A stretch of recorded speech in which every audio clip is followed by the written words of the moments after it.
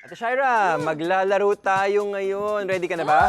Gusto ko yan! Alam ko, gustong-gusto mo to. Mahilig si Ate Shaira sa mga games, di ba? Favorite mo yan. At hindi lang ikaw maglalaro ngayon, may makakasama tayo. Ha? I-Believers, let's welcome our special guest, ang teacher TikToker. Let's welcome Teacher Lynn Supremo Astejada. Yay! Welcome, Teacher Lynn. Welcome to I-Believe. Dito tayo sa gitna. Ayan na!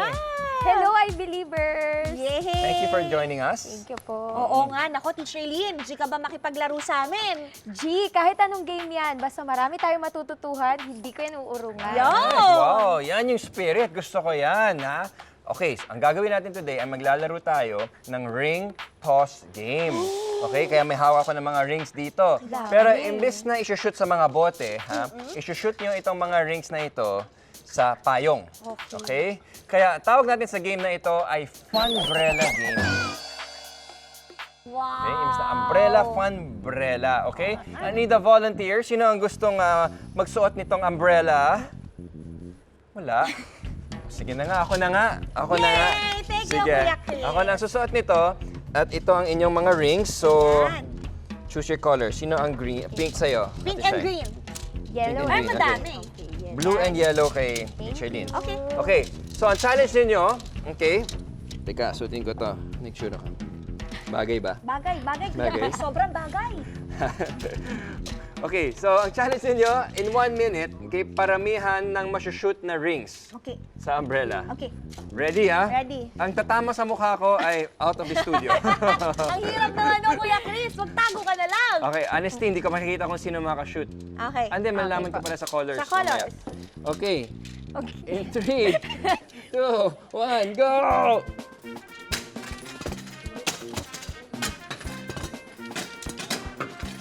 Uy, wag ka gumalaw, Kuya Chris! Madaya ka naman eh! Ala! May pumasok na. May pumasok na. Ala! Nakashoot na rin siya! Wow, tie na. Sige, hanggang Nakashoot ako! hanggang maubos na lang yung rings ninyo.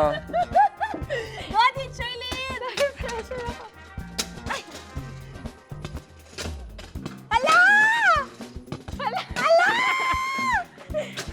Part ng obstacle, gumagala. Wow! Alam mo yun, level up na. Talaga, Kuya Chris. Talaga. Level up na. Ala! Isa na lang ako! lang. Hala! Galingan nyo, your last throw. Oh no! Teacher Lynn! Wala rin. Okay, so ilan na? Ilan ba pumasok? Tingnan natin. Hindi nasa Wow!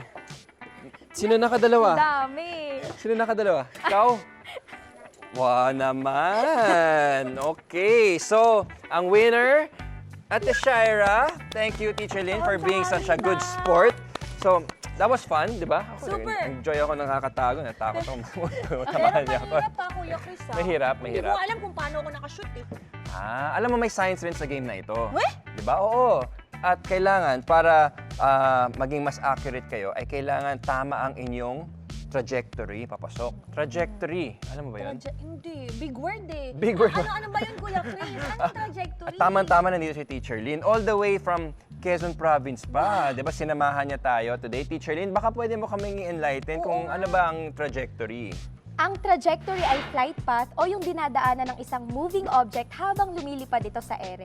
Share ko lang din na importante ito sa mga sports natin, kagaya ng baseball, golf, soccer, and basketball. Oh, oo tama din sa nga, basketball. no? Totoo yan. Kasi sa basketball, pag nag-shoot ka, usually, in-encourage nila na mas lobo ang tira, mas may loop kasi mas magandang angle, mas malaking probability at ang chance na pumasok dun sa ring. Oo nga, no. Actually, Kuya Chris, sa volleyball Oo. din. Tama. Talaga? Kapag naglalaro ako ng volleyball, dapat alam ko rin yung trajectory ng bolang papaluin ko. Talaga? Yung pala, pati pala dito, no. Akala ko puro meron chamba din. lang eh. Napaka-importante Yun pala, talaga oo. ng science at even trajectory, di ba? Thank you, Teacher Lynn, Thank for, you, Teacher for Lynn. teaching us about trajectory. And thank you for joining us dito sa I Believe. Ang layo pa ng binyahe mo para makasama tayo today. Teacher Lynn, Ate Shaira, ano masasabi nyo sa ating Funbrella Ring Toss Game? I believe!